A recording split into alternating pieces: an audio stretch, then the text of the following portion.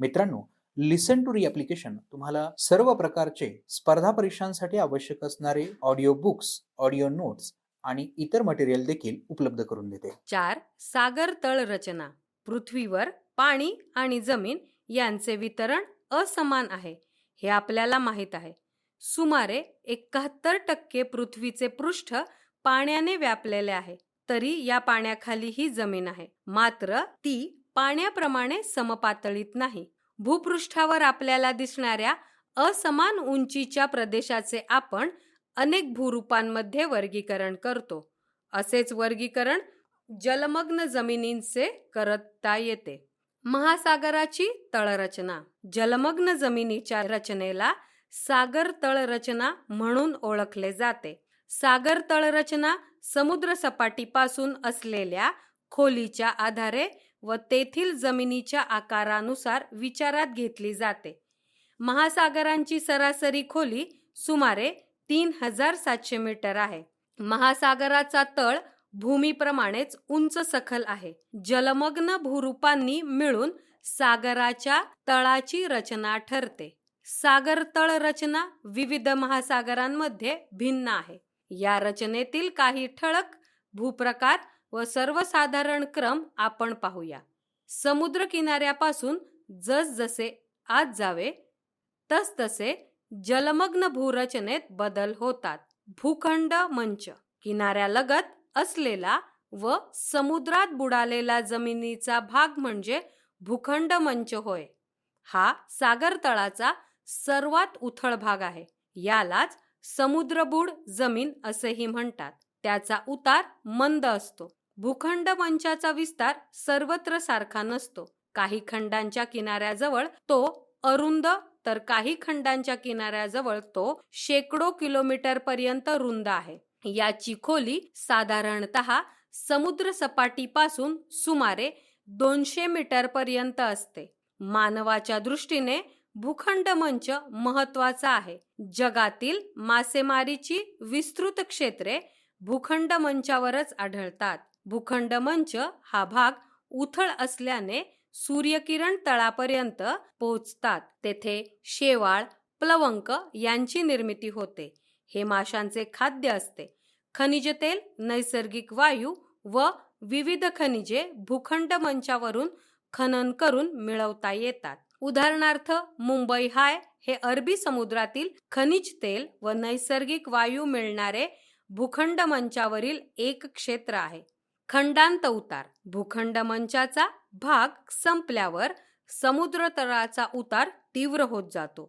त्यास खंडांत उतार म्हणतात. समुद्र सपाटीपासून याची खोली सुमारे 200 मीटर ते 3600 मीटर पर्यंत असते. काही ठिकाणी ही खोली त्यापेक्षाही अधिक आढळते. खंडांत उताराचा विस्तार कमी असतो. सर्वसाधारणतः खंडांत उताराची अधःसीमा ही भूखंडांची सीमा मानली जाते. सागरी मैदान. खंडांत उताराला लागून विस्तीर्ण मैदान असते. सागर तळाचा सपाट भाग म्हणजे सागरी मैदान होय.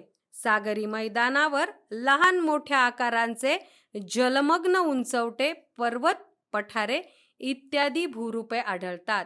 सागरी पर्वतरांगा व पठारे. सागर तळावरील पर्वतरांगा हे जलमग्न पर्वत म्हणून ओळखले जातात. या पर्वतरांगा शेकडो किलोमीटर रुंद तर हजारो किलोमीटर लांब असतात. जलमग्न पर्वतरांगांच्या शिखरांचे भाग काही ठिकाणी सागरपृष्ठाच्या वर आलेले असतात.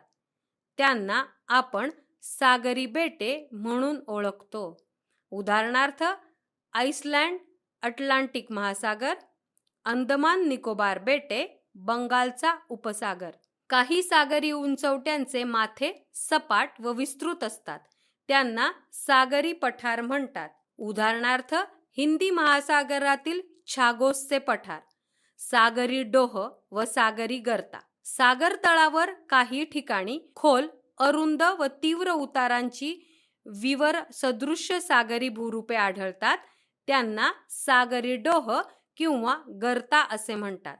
साधारणतः कमी खोली असलेली भूरूपे हे सागरी डोह असतात, तर जास्त खोलीच्या लांबवर पसरलेल्या भूरूपास सागरी गर्ता म्हणतात. समुद्र सपाटीपासून गर्तांची खोली हजारो मीटर पर्यंत खोल असते. पॅसिफिक महासागरातील मरियाना गर्ता ही जगातील सर्वात खोल गर्ता असून तिची खोली 11,034 मीटर आहे. मध्य महासागरीय जलमग्न पर्वत व सागरी गर्ता हे सागर तळाचे भूगर्भशास्त्राच्या दृष्टीने सर्वात सक्रिय भाग आहेत. या भागात अनेक जागृत ज्वालामुखी असतात. हे प्रदेश अतिशय संवेदनशील भूकंप प्रवण क्षेत्रे म्हणून ओळखले जातात. सागर तळावर होणाऱ्या भूकंप व ज्वालामुखींचे उद्रेक यामुळे किनारी प्रदेशात सुनामी निर्मितीचा धोका संभवतो. आमचे असेच ऑडिओ लेक्चर ऐकत राहण्यासाठी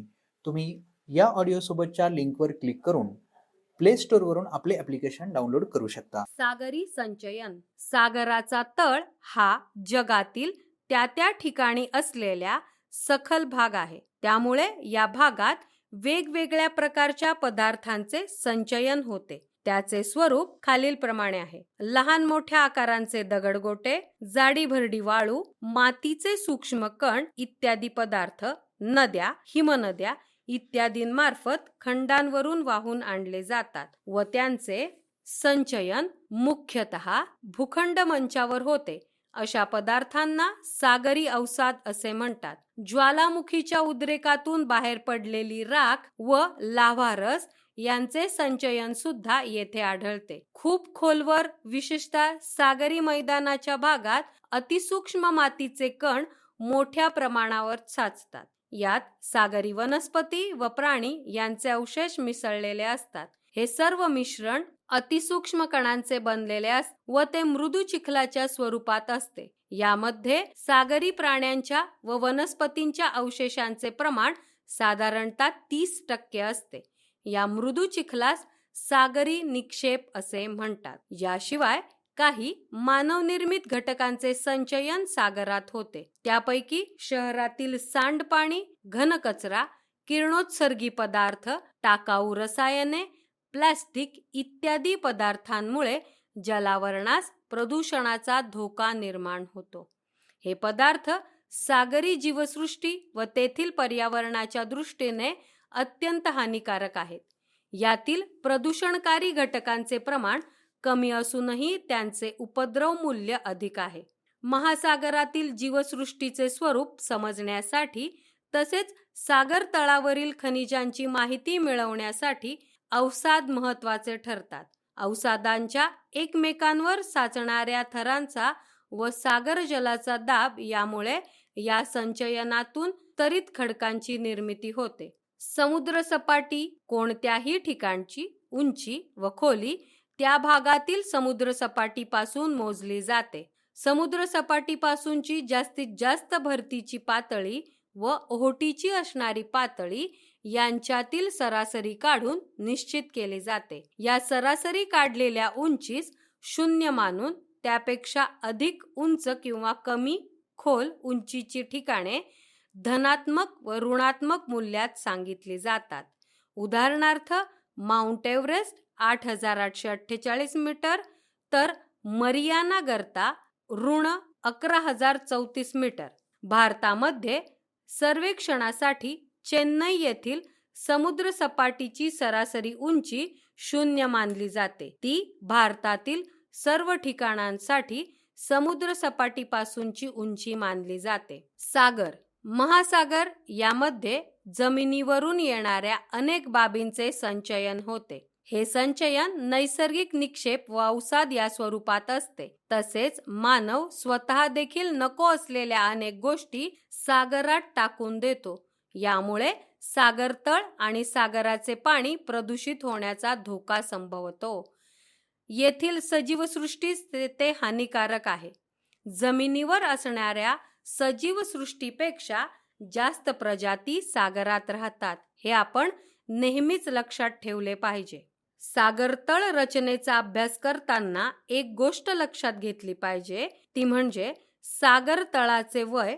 खडकांवर साचलेल्या अवसादांच्या अभ्यासावरून शास्त्रज्ञांना असे लक्षात आले की कोणत्याही सागरातील तळावरील अवसाद हे 200 दशलक्ष वर्षापेक्षा जुने नाहीत. भूखंडावरील खडकांचे अधिकतम वय 3200 दशलक्ष वर्षे असल्याचे निष्पन्न झाले आहे. मग सागर तळावरील 200 दशलक्ष वर्षापेक्षा जुने अवसाद कोठे गेले असा प्रश्न शास्त्रज्ञांना सतावू लागला.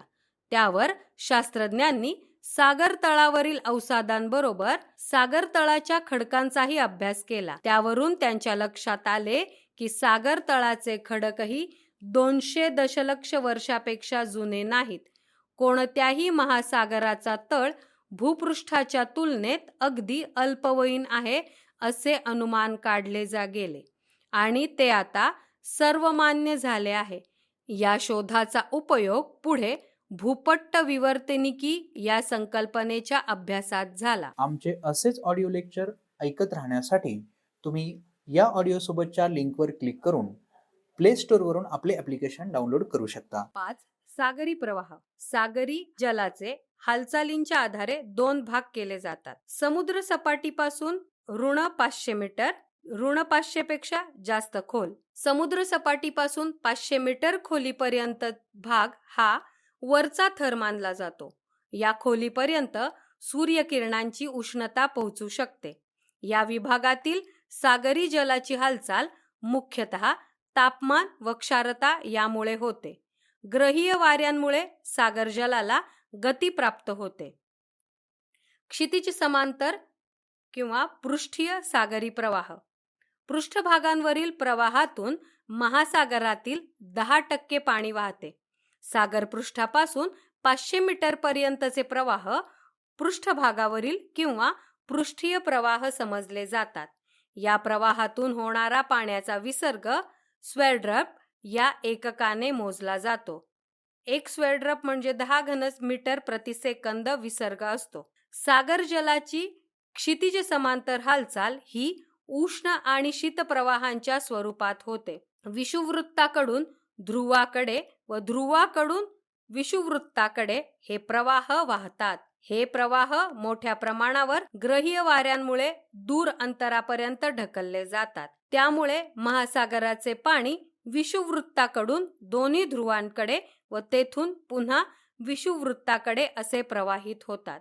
सागरी प्रवाह प्रामुख्याने सागर जलाचे तापमान, क्षारता व घनता तसेच ग्रहीय वारे यामुळे निर्माण होतात. हे आपण अभ्यासले. याबरोबरच पुढील काही कारणे ही सागरी प्रवाहांच्या वाहण्याच्या दिशा व त्यांचा वेग याला कारणीभूत ठरतात. हिंदी महासागरातील प्रवाह. पॅसिफिक व अटलांटिक महासागरातील प्रवाह प्रणालीत सारखेपणा आहे. तथापि हिंदी महासागरातील प्रवाह चक्र वेगळे आहे. हिंदी महासागर उत्तरेकडे भूवेष्टित आहे. या महासागराचे विषुववृत्तामुळे उत्तर व दक्षिण असे 2 भाग होतात. या महासागरावर मान्सून वाऱ्यांचा मोठा प्रभाव आहे. हे वारे हंगामानुसार दिशा बदलतात. त्यामुळे उन्हाळ्यात उत्तर हिंदी महासागरात सागर प्रवाह घड्याळाच्या काट्याच्या दिशेने वाहतात, तर हिवाळ्यात ते विरुद्ध दिशेने वाहतात. पृथ्वीचे परिवलन. पृथ्वीच्या परिवलनामुळे उत्तर गोलार्धात सागरी प्रवाह घड्याळाच्या काट्यांच्या दिशेने फिरतात, तर दक्षिण गोलार्धात ते घड्याळाच्या काट्याच्या विरुद्ध दिशेने फिरतात. भूखंड रचना. किनारपट्टीच्या रचनेनुसार सागरी प्रवाहांच्या दिशा बदलतात. सागरी प्रवाहांचा साधारण वेग ताशी 2 ते 10 किलोमीटर असतो. सागरी प्रवाह उष्ण व शीत अशा 2 प्रकारात विभागता येतात. सागरी प्रवाहांचे मानवी जीवनावरील परिणाम. सागर सानिध्य असलेल्या प्रदेशातील हवामानावर सागरी प्रवाहांचा विशेष परिणाम होतो. उष्ण सागरी प्रवाह थंड प्रदेशात ज्या किनारपट्टीजवळून वाहतात तेथे हवामान उबदार बनते. काही प्रदेशात पावसाचे प्रमाण वाढते. उदाहरणार्थ पश्चिम युरोप, दक्षिण अलास्का व जपानच्या किनाऱ्याजवळून वाहणाऱ्या उष्ण प्रवाहांमुळे तेथील थंडीची तीव्रता कमी होऊन हवामान उबदार बनले आहे. त्यामुळे तेथील बंदरे हिवाळ्यातही गोठत नाहीत. सागरी प्रवाह नसते तर समुद्र व महासागरातील पाणी संचित राहिले असते. अशा पाण्यात सजीवांना आवश्यक खाद्याचा पुरवठा झाला नसता. परिणामतः सागरी जीवसृष्टी व तेथील परिसंस्था मर्यादित राहिल्या असत्या.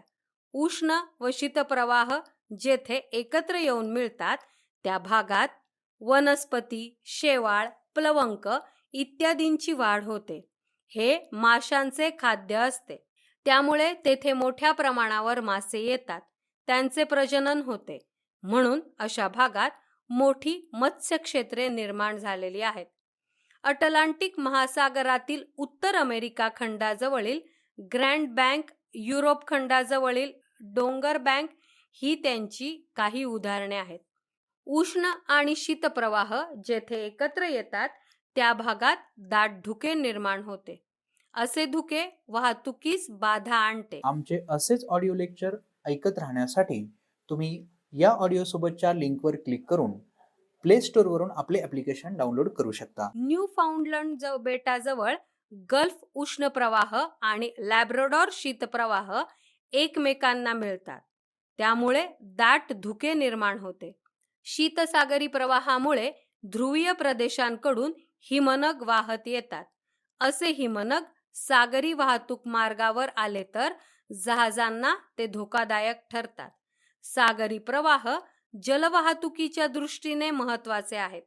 सागरी प्रवाहाला अनुसरून जलवाहतूक केली असता जहाजाचा वेग वाढून वेळेची तसेच इंधनाचीही बचत होते. वाहतूक खर्च कमी होतो. शीतसागरी प्रवाहालगतच्या किनारपट्टीवर पर्जन्याचे प्रमाण कमी असते. उदाहरणार्थ पेरू, चिली व नैऋत्य आफ्रिका येथील ओसाड वाळवंटी प्रदेश. खोलवर वाहणारे सागरी प्रवाह. 500 मीटरपेक्षा खोलीवरील जलात देखील प्रवाह असतात. त्यांना खोल पाण्यातील प्रवाह म्हणतात. खोलवर वाहणारे हे प्रवाह सहसा महासागरातील वेगवेगळ्या भागातील पाण्याच्या तापमान व घनतेतील तफावतीमुळे तयार होतात. याला उष्णता क्षारता अभिसरण म्हटले जाते. हे प्रामुख्याने महासागराच्या तळापर्यंत वाहणारे प्रवाह आहेत. हे सागर जलाच्या पृष्ठभागाखाली नद्यांप्रमाणे सतत वाहत असतात. वेगवेगळ्या भागातील पाण्याचे तापमान हेही खोल सागरी प्रवाहामागचे मोठे कारण आहे. गरम झालेल्या पाण्याची क्षारता कमी असते व पर्यायाने घनताही कमी असते. असे पाणी पृष्ठभागावर येते तर गार पाण्याची घनता जास्त असल्याने ते खाली जाते. या हालचालींमुळे प्रवाह निर्माण होतात. साधारणतः ग्रीनलँड व युरोपीय खंड यामधील भागात पृष्ठीय जल जास्त खोलीकडे वाहत जाते. हे जल खोलीवरूनच अंटार्क्टिका खंडापर्यंत जाते व ते तेथून पुढे या जलाचे उद्धरण होत सागर पृष्ठाकडे होते. अशा तऱ्हेने संपूर्ण सागर जलाचे पुनर्वितरण घडत असते. असे पुनर्वितरण घडण्यास 500 वर्षाचा कालावधी लागतो. या तऱ्हेच्या हालचालीस वाहतूक पट्ट्यावरून होणारी हालचाल असेही संबोधले जाते. खोल सागरी प्रवाहांचे महत्त्व. उष्णता व क्षारता यांनी प्रेरित झालेल्या अभिसरणामुळे सागरी जलांची प्रचंड मोठ्या प्रमाणात हालचाल होत असते. या अभिसरणातून संपूर्ण सागरी जल पृष्ठीय भागापासून तळाकडे व तळाकडून पृष्ठाकडे हलवले जाते. पृष्ठीय भागातील उष्ण व जलतळाकडे तर तळाकडील पोषक द्रव्यांनी समृद्ध व शीतजल पृष्ठाकडे नेले जाते. अटलांटिक महासागरातील सर्गासो समुद्र हे एक सागरी प्रवाहाच्या चक्रीय आकृतिबंधामुळे तयार झालेला भाग आहे. याच्या सीमांवर जमिनीचा भाग नसून केवळ वेगवेगळ्या प्रवाहांनी हा सीमित झालेला आहे. सागरी प्रवाहांच्या चक्रीय आकृतिबंधामुळे महासागरांच्या काही भागात अशी वैशिष्ट्यपूर्ण स्थिती निर्माण होते. अशा क्षेत्रांना ग्वायर्स म्हणतात. सर्गासुम नावाच्या सागरी गवतामुळे या भागास सर्गासो असे नाव मिळाले आहे. येथे सागरी जल स्थिर असते. हा समुद्र 1100 किलोमीटर रुंद व 3200 किलोमीटर लांब आहे. सागरी प्रवाह किनाऱ्याच्या अगदी जवळून वाहत नाहीत. साधारणतः ते समुद्रबुड जमिनीच्या अधःसीमेजवळून वाहतात. सागरी प्रवाहांचा वेग जरी कमी असला तरी त्याबरोबर वाहून नेले जाणारे पाणी प्रचंड प्रमाणात असते. पश्चिम वाऱ्यांच्या प्रभावाखाली म्हणजेच मध्य अक्षवृत्ताच्या आसपास सागरी प्रवाह पश्चिमेकडून पूर्वेकडे वाहतात. मात्र विषुववृत्तीय प्रवाह पूर्वेकडून पश्चिमेकडे वाहतात. यामुळे सागरी प्रवाहांचे चक्राकार आकृतिबंध तयार होतात. आमचे असेच ऑडिओ लेक्चर ऐकत राहण्यासाठी तुम्ही या ऑडिओ सोबतच्या लिंकवर क्लिक करून प्ले स्टोअरवरून आपले ॲप्लिकेशन डाउनलोड करू शकता. 6. भूमी उपयोजन. घरात प्रत्येक वस्तू कुठे ठेवायची हे ठरलेले असते. हे जर ठरवून केले नाही तर घर अव्यवस्थित वाटते. घरात वावरताना अडचणी येतील. या व्यवस्थांची जागा बदलली तरी काही दिवस आपला गोंधळ उडतो. आपल्या घरातील उपलब्ध असलेली भूमी किंवा जागा या विविध व्यवस्थांसाठी आपण वापरतो. भूमी उपयोजन. भूमी उपयोजन हे प्रदेशातील भूमीचा केलेला वापर होय. भूमीचे उपयोजन हे भौगोलिक घटक आणि मानव यांच्या आंतरक्रियेतून निर्माण होते. जमिनीच्या वापरात कालांतराने बदल होत असतो. जसजशी मानवाच्या गरजांमध्ये वाढ झाली तसतसा मानवाकडून भूमीचा उपयोग वेगवेगळ्या कारणांसाठी वाढत गेला. खनिजयुक्त जमिनीत खाणकाम केले जाते, सुपीक सपाट जमिनीत शेती केली जाते इत्यादी. भूमी उपयोजनाचे प्रकार. ग्रामीण भूमी उपयोजन. ग्रामीण भागात शेती हा प्रमुख व्यवसाय आहे. शेतीपूरक व्यवसायही ग्रामीण भागात आढळतात. त्याचा ग्रामीण वस्तींच्या स्थानांवर परिणाम झालेला आढळतो. म्हणून अशा वस्ती शेती क्षेत्रालगत वनक्षेत्रालगत आढळतात. खाणकाम क्षेत्रालगत खाण कामगारांची वस्ती आढळते तर किनाऱ्यालगत कोळी लोकांच्या वस्ती आढळते. ग्रामीण भागात जमिनीची उपलब्धता जास्त व लोकसंख्या कमी असते. त्यामुळे लोकसंख्या विरळ असते. ग्रामीण भागात निवासी क्षेत्र विस्ताराने कमी असते. ग्रामीण भागातील जमिनीच्या उपयोजनाचे वर्गीकरण खालील प्रकारे करता येते. शेत जमीन. प्रत्यक्ष शेतीखाली असलेले क्षेत्र. हे क्षेत्र शक्यतो वैयक्तिक मालकीचे असते. जमिनीचा मालकी हक्क व शेतीचे प्रकार यानुसार या क्षेत्राचे आणखी वर्गीकरण करता येते. पडीक जमीन. शेतजमीन जिचा वापर शेतीसाठी थांबवला आहे ती जमीन पडीक असते.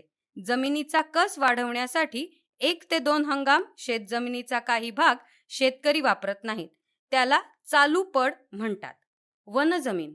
सीमांकित केलेले वनक्षेत्र ग्रामीण भूमी उपयोजनाचा एक प्रकार आहे. यामध्ये वनक्षेत्रातून लाकूड, डिंक, गवत इत्यादी वनोत्पादने मिळतात. सदर वनक्षेत्रात प्रामुख्याने मोठी झाडे, झुडपी, वनस्पती, वेली, गवत इत्यादी असतात. गायरान किंवा माळरान. गाव पंचायतीच्या मालकीची जमीन किंवा शासनाच्या मालकीची जमीन जी चराऊ जमीन म्हणून वापरण्यात येते, ही जमीन संपूर्ण गावाच्या मालकीची असते. फारच थोडी जमीन व्यक्तिगत मालकीची असते. नागरी भूमी उपयोजन. 20व्या शतकात नागरी वस्तींमध्ये वाढ झाली. नागरी भागात विविध कामांसाठी भूमीचा वापर केला जातो. पर्यायाने जमिनीचा जास्तीत जास्त वापर करणे गरजेचे असते. नागरी भागात लोकसंख्येच्या मानाने जमीन मर्यादित असते. त्यामुळे लोकसंख्येचे वितरण दाट असते. नागरी वस्त्यात भूमी उपयोजनाचे वर्गीकरण खालील प्रकारे करता येते. व्यावसायिक क्षेत्र. शहराचा काही भाग केवळ व्यवसायासाठी वापरला जातो.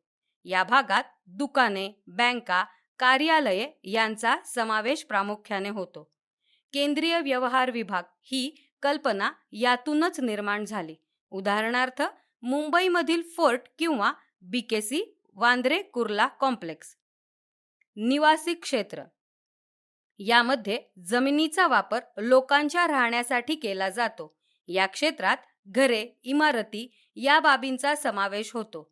लोकवस्ती जास्त असल्याने या प्रकारच्या भूमी उपयोजनाचा विस्तार नागरी भागात जास्त असतो. वाहतूक सुविधांचे क्षेत्र. शहरातील लोक माल वाहून नेण्यासाठी वाहतूक व्यवस्था महत्त्वाची असते. अशी व्यवस्था करण्यासाठी व घटकांचे विविध प्रकार शहरालगत निर्माण केले जातात, जसे सार्वजनिक बससेवा, लोहमार्ग, मेट्रो, मोनोरेल, प्रवासी मोटारी इत्यादी. त्याशिवाय खाजगी वाहनांची संख्या ही जास्त असते. यासाठी शहरात रस्ते, लोहमार्ग, स्टेशन, पेट्रोल पंप, वाहनतळ, दुरुस्ती केंद्र यांची व्यवस्था आवश्यक असते. अशा व्यवस्था वाहतूक क्षेत्रात येतात. आमचे असेच ऑडिओ लेक्चर ऐकत राहण्यासाठी तुम्ही या ऑडिओ सोबतच्या लिंकवर क्लिक करून प्ले स्टोअरवरून आपले ॲप्लिकेशन डाउनलोड करू शकता. सार्वजनिक सेवांचे क्षेत्र. लोकसंख्येच्या विविध गरजांसाठी काही व्यवस्था स्थानिक स्वराज्य संस्था, राज्य शासन किंवा केंद्र शासन करते. या सुविधांसाठी वापरले जाणारे क्षेत्र या गटात येतात. उदाहरणार्थ रुग्णालय, टपाल कार्यालय, पोलीस स्टेशन, पोलीस ग्राउंड, शाळा, महाविद्यालय, विद्यापीठ इत्यादी. हे क्षेत्र नागरी भूमी उपयोजनात महत्त्वाचे असते. वाढत्या लोकसंख्येचा ताण या सेवा सुविधांमुळे शमला जातो. मनोरंजनाची ठिकाणे. शहरातील लोकांच्या मनोरंजनासाठी काही भाग विशेषतः राखून ठेवला जातो. अशा भागाचा वापर प्रामुख्याने मैदाने, बगीचे, जलतरण तलाव, नाट्यगृह इत्यादींसाठी केला जातो. मिश्र भूमी उपयोजन क्षेत्र. काही वेळेस वरील प्रकार एकत्रितरित्या काही भागात आढळतात. अशा भूमी उपयोजनास मिश्र वापर क्षेत्र असे म्हणतात. उदाहरणार्थ निवासी क्षेत्र व मनोरंजन क्षेत्र. नकाशावर अशी क्षेत्रे दाखवताना विशेष रंग वापरतात. लाल निवासी, निळा व्यावसायिक, पिवळा कृषी, हिरवा वनक्षेत्र. संक्रमण प्रदेश व उपनगरे. नागरी वसाहतींच्या सीमा क्षेत्राच्या बाहेर ज्या ठिकाणी ग्रामीण वस्ती सुरू होतात त्या दरम्यानचा प्रदेश संक्रमण प्रदेश म्हणून ओळखला जातो. त्यामुळे या प्रदेशातील भूमी उपयोजन संमिश्र स्वरूपाचे असते. तसेच येथील सांस्कृतिक जीवनही मिश्र स्वरूपाचे असते. या क्षेत्रातील भूमी उपयोजनामध्ये नागरी क्षेत्र व ग्रामीण क्षेत्र यांच्या भूमी उपयोजनाची सरमिसळ झालेली दिसते. या भागाचे काळानुरूप नागरीकरण होते व त्यातून मुख्य नगराजवळ उपनगरे तयार होतात.